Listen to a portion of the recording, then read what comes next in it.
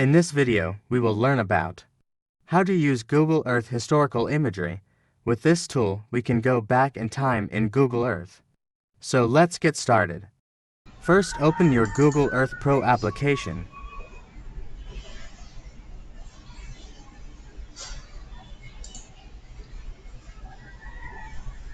Then zoom to your area of interest, that is your desired location.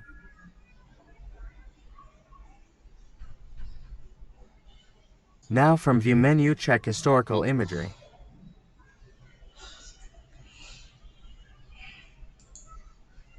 A time slider has been appeared.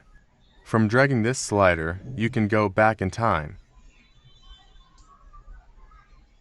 You can see the time of the image at the top of the slider.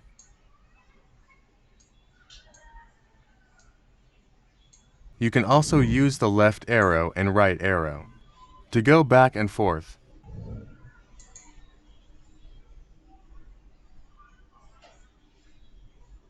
If you close the slider, the latest image in the Google Earth will be loaded. You can also turn on Historical Imagery slider by clicking on this button. This is more handy tool. Thanks for watching this video.